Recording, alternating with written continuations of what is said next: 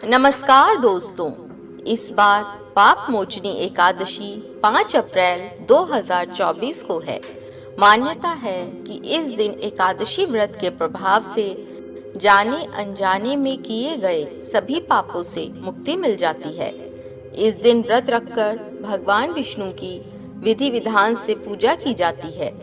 पुराणों में बताया गया है कि जो मनुष्य तन मन की शुद्धता और नियम के साथ पाप मोचनी एकादशी का व्रत करता है और जीवन में दोबारा कभी गलत काम ना करने का संकल्प लेता है, उसके सभी पाप नष्ट हो जाते हैं, उसे सभी दुखों से छुटकारा मिलता है और मनुष्य को मानसिक शांति प्राप्त होती है।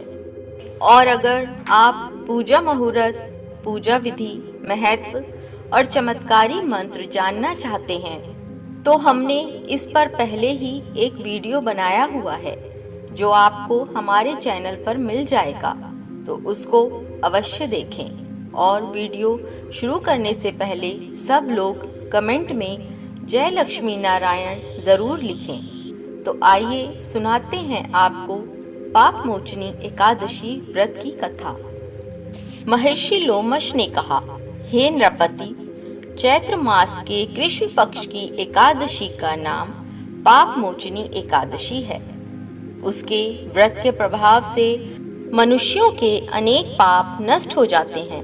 मैं तुम्हें इस व्रत की कथा सुनाता हूँ, ध्यानपूर्वक श्रवण करो। प्राचीन समय में चैत्ररथ नामक एक वन था। उसमें अप्सराएं किन्नरों के साथ विहार किया करती थीं। वहां सदैव बसंत का मौसम रहता था, अर्थात उस जगह सदा नाना प्रकार के पुष्प खिले रहते थे।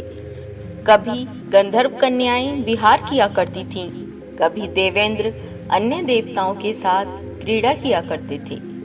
उसी वन में मेधावी नाम के एक ऋषि भी तपस्या में लीन रहते थे। वे शिव भक्त थे। एक दिन मंजू घोषा नामक एक अप्सरा ने उनको मोहित कर उनकी निकटता का लाभ उठाने की चेष्टा की। इसलिए वह कुछ दूरी पर बैठ बीड़ा बजाकर मधुर स्वर में गाने लगी। उसी समय शिव भक्त महर्षि मेधावी को कामदेव भी जीतने का प्रयास करने लगे। कामदेव ने उस सुंदर अप्सरा के भ्रू का धनुष बनाया, कटाक्ष को उसकी प्रत्यंचा बनाई और उसके नेत्रों को मंजू घोषा अप्सरा का सेनापति बनाया।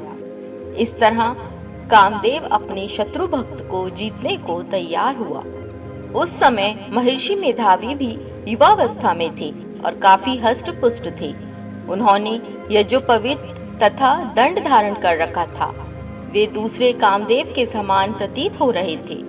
उस मुनि को देखकर कामदेव के वश में हुई मंजू घोषा ने धीरे धीरे मधुर वाणी से वीणा पर गायन शुरू किया। तो महर्षि मेधावी भी मंजू घोषा के मधुर गाने पर तथा उसके सौंदर्य पर मोहित हो गए।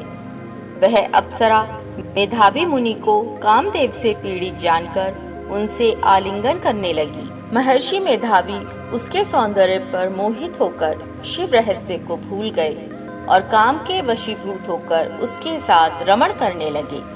काम के वशीभूत होने के कारण मुनि को उस समय दिन रात का कुछ भी ज्ञान न रहा और काफी समय तक वे रमण करते रहे।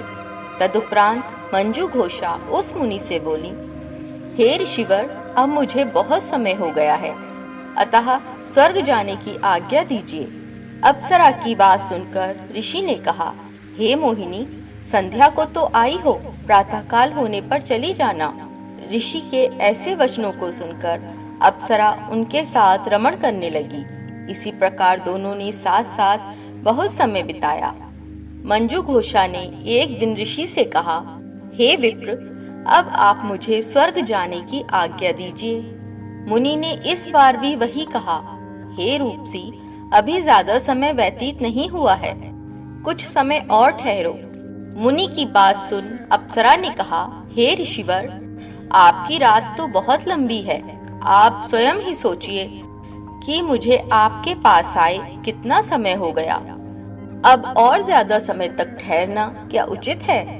अप्सरा की बात सुन मुनि को समय का बोध हुआ और वह गंभीरतापूर्वक विचार करने लगे। जब उन्हें समय का ज्ञान हुआ कि उन्हें रमण करते 57 वर्ष व्यतीत हो चुके हैं, तो उस अप्सरा को वह काल का रूप समझने लगे। इतना ज्यादा समय भोग विलास में व्यर्थ चला जाने पर उन्हें बड़ा क्रोध आया। अब वह भयंकर क्रोध में जलते हुए उस तप का नाश करने वाली अप्सरा की तरफ भ्रकुटी तान कर देखने लगे।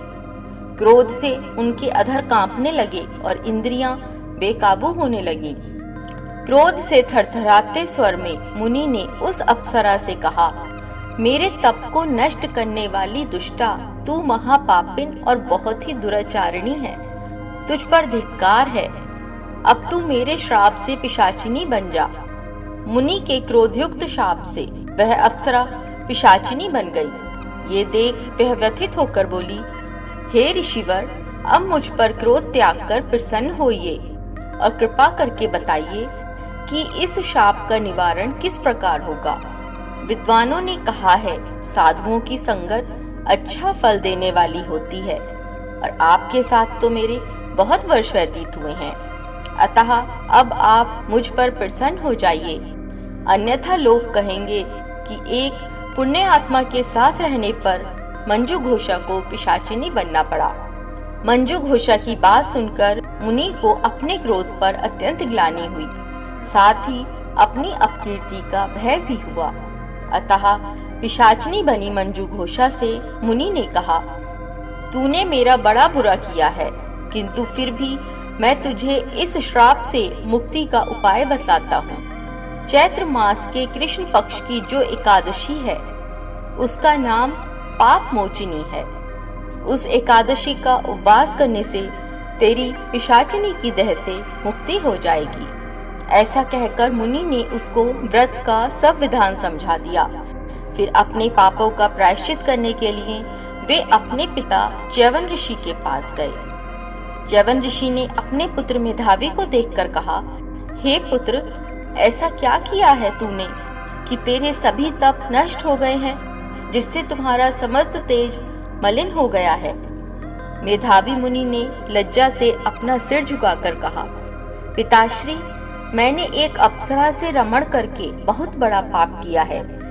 इसी पाप के कारण संभवतः मेरा सारा तेज और मेरे तप नष्ट हो गए हैं। कृपा करके आप इस पाप से छूटने का उपाय बतलाइए।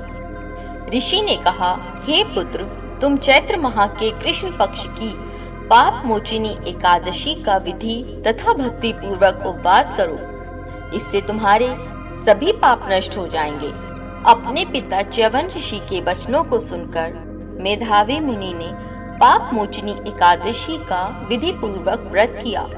उसके प्रभाव से उनके सभी पाप नष्ट हो गए।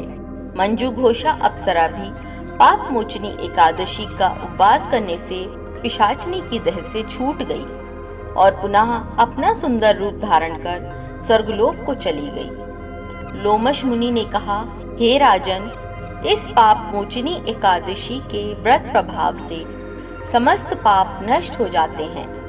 इस एकादशी की कथा के श्रवण व पठन से 1000 गौदान करने का फल प्राप्त होता है।